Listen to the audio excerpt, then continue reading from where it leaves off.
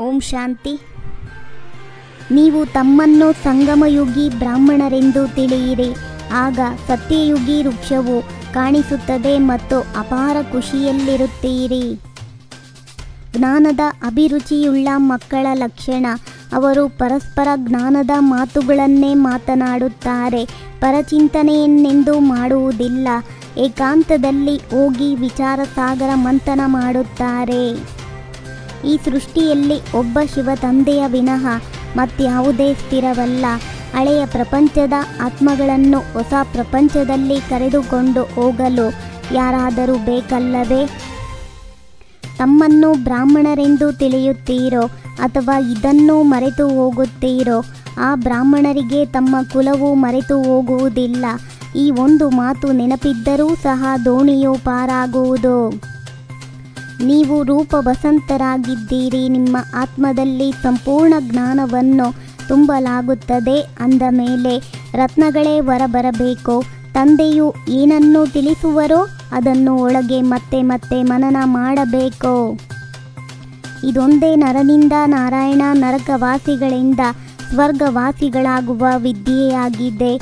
ಇದು ನೆನಪಿದ್ದರೂ ಸಹ ಖುಷಿ ಇರುವುದು. ಮನುಷ್ಯರಿಂದ ದೇವತೆ ಸ್ವರ್ಗವಾಸಿಗಳಾಗಬೇಕಾಗಿದೆ. ಈಗ ಒಳಗೆ ವಿಚಾರ ನಡೆಯಬೇಕು. ನಾವೀಗ ಸಂಗಮ ಯುಗದಲ್ಲಿದ್ದೇವೆ, ಪಾವನರಾಗುತ್ತಿದ್ದೇವೆ. ತಂದೆಯಿಂದ ಸ್ವರ್ಗದ ಆಸ್ತಿಯನ್ನು ತೆಗೆದುಕೊಳ್ಳುತ್ತಿದ್ದೇವೆ. ಇದನ್ನು ಪದೇ ಪದೇ ಸ್ಮರಣೆ ಮಾಡಬೇಕು, ಮರೆಯಬಾರದು. ಮನಸ ವಾಚ ಕರ್ಮಣ ಪವಿತ್ರವಾಗಿರಬೇಕು. ಯಾವುದೇ ಅಪವಿತ್ರ ಕರ್ತವ್ಯವನ್ನು ಮಾಡಬಾರದು. ಯಾವುದೇ ಅಕರ್ತವ್ಯ ಮಾಡಿದರೆ ಬಹಳ ಶಿಕ್ಷೆಗಳನ್ನು ಅನುಭವಿಸಬೇಕಾಗುತ್ತದೆ. ಇದು ನೆನಪಿರಬೇಕು. ತಂದೆಯೂ ಆಗಿದ್ದಾರೆ, ಪಾರಲೌಕಿಕ ಶಿಕ್ಷಕನೂ ಆಗಿದ್ದಾರೆ, ಸದ್ಗುರುವೂ ಆಗಿದ್ದಾರೆ. ಕೃಷ್ಣನಿಗೆ ತಂದೆ ಶಿಕ್ಷಕ, ಸದ್ಗುರುವೆಂದು ಹೇಳುವುದಿಲ್ಲ. ನಿಮಗೆ ಎಲ್ಲರ ಕಲ್ಯಾಣ ಮಾಡುವ ಉಮಂಗವಿರಬೇಕು. ಸ್ವದರ್ಶನ ಚಕ್ರವು ಎಂದಾದರೂ ನಿಲ್ಲುತ್ತದೆಯೇ? ನೀವು ಚೈತನ್ಯ ಲೈಟ್ಹೌಸ್ ಸಹ ಆಗಿದ್ದೀರಿ. ಮನ್ಮನಾಭವ, ಇದೇ ಸಂದೇಶವನ್ನು ಕೊಡಿ. ಮಕ್ಕಳು ಬಹಳ ಒಳ್ಳೆಯ ಸರ್ವಿಸ್ ಮಾಡುತ್ತಾರೆಂದು ತಂದೆಯೂ ಸಹ ಖುಷಿ ಪಡುವರು. ತಮ್ಮನ್ನು ತಾವು ಕೇಳಿಕೊಳ್ಳಬೇಕು, ನಾವು ಸರ್ವಿಸ್ ಮಾಡುತ್ತೇವೆಯೇ? ಈಶ್ವರನ ಸೇವೆ ಯಾವುದಾಗಿದೆ? ತಮ್ಮನ್ನು ಆತ್ಮವೆಂದು ತಿಳಿಯಿರಿ. ತಂದೆಯನ್ನು ನೆನಪು ಮಾಡಿ, ಆಗ ವಿಕರ್ಮಗಳು ವಿನಾಶವಾಗುವುದು. ಇದು ಮುಖ್ಯ ಮಾತಾಗಿದೆ. ಪುಣ್ಯಾತ್ಮರಾಗುವ ಪರಿಶ್ರಮ ಪಡಬೇಕಾಗಿದೆ. ನೀವಾತ್ಮಗಳು ಪರಸ್ಪರ ಸಹೋದರರಾಗಿದ್ದೀರಿ. ಮತ್ತೆ ಈ ಶರೀರದಲ್ಲಿ ಬಂದಾಗ ಸಹೋದರ ಸಹೋದರಿಯರಾಗುತ್ತೀರಿ. ಮಾಯೆಯಿಂದ ಸೋತು ಹೋದಿರಿ, ಮತ್ತೆ ಎದ್ದು ನಿಂತುಕೊಳ್ಳಿ. ನೀವು ಬೇಅದ್ದಿನ ತಂದೆಯ ಮಕ್ಕಳಾಗಿದ್ದೀರಿ. ಇಲ್ಲಿ ಪಾತ್ರವನ್ನಭಿನಯಿಸಿದ್ದೀರಿ. ಈಗ ಮತ್ತೆ ಹಿಂತಿರುಗಿ ಹೋಗಬೇಕಾಗಿದೆ, ಪಾವನರಾಗಬೇಕಾಗಿದೆ. ತಂದೆಯನ್ನು ಅವಶ್ಯವಾಗಿ ನೆನಪು ಮಾಡಬೇಕಾಗುತ್ತದೆ. ತಂದೆಯು ಬಂದು ನೀವು ಮಕ್ಕಳಿಗೆ ತಾವೇ ಓದಿಸುತ್ತಾರೆ. ನೀವು ಯಾವುದೇ ಪ್ರಶ್ನೆಗಳನ್ನು ಕೇಳುವ ಅವಶ್ಯಕತೆ ಇಲ್ಲ. ಚಕ್ರವು ಸ್ಮೃತಿಯಲ್ಲಿರಬೇಕು. ಸದ್ಗುರುವಿನ ನಿಂದನೆ ಮಾಡಿಸಬೇಡಿ.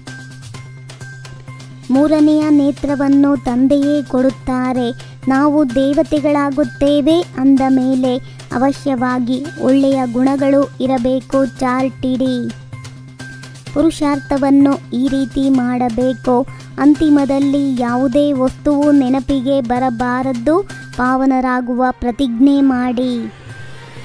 ಏಕಾಂತದಲ್ಲಿ ಜ್ಞಾನದ ಮನನ ಚಿಂತನೆ ಮಾಡಬೇಕಾಗಿದೆ. ನೆನಪಿನ ಯಾತ್ರೆಯಲ್ಲಿದ್ದು ಮಾಯೆಯ ಮೇಲೆ ಜಯ ಗಳಿಸಿ ಕರ್ಮಾತೀತ ಸ್ಥಿತಿಯನ್ನು ಹೊಂದಬೇಕಾಗಿದೆ. ಯಾರಿಗಾದರೂ ಜ್ಞಾನವನ್ನು ತಿಳಿಸುವ ಸಮಯದಲ್ಲಿ ಬುದ್ಧಿಯಲ್ಲಿರಲಿ, ನಾವಾತ್ಮಗಳು ನಮ್ಮ ಸಹೋದರರಿಗೆ ಜ್ಞಾನವನ್ನು ತಿಳಿಸುತ್ತಿದ್ದೇನೆ. ನಾಮರೂಪ ದೇಹ ಎಲ್ಲವೂ ಮರೆತು ಹೋಗಲಿ. ಸ್ವಯಂನ ಪ್ರತಿ ಇಚ್ಛಾ ಮಾತ್ರ ಅವಿದ್ಯೆಯಾಗಿ ತಂದೆಯ ಸಮಾನ ಅಖಂಡ ದಾನಿ ಪರೋಪಕಾರಿ ಭವ.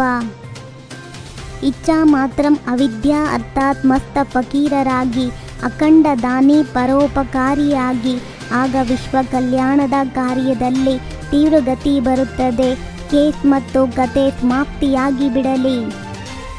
ಓಂ ಶಾಂತಿ. 21 ಜನ್ಮಗಳಿಗೆ 21 ಪರಮಾತ್ಮನ ಮಹಾವಾಕ್ಯವನ್ನು ಆಲಿಸಿ ನಿಮ್ಮದೇ ಆದ ಈ ಚಾನಲಿಗೆ ಲೈಕ್ ಮಾಡಿ, ಶೇರ್ ಮಾಡಿ, ಸಬ್ಸ್ಕ್ರೈಬ್ ಆಗೋದನ್ನು ಖಂಡಿತ ಮರಿಬೇಡಿ. ಓಂ ಶಾಂತಿ.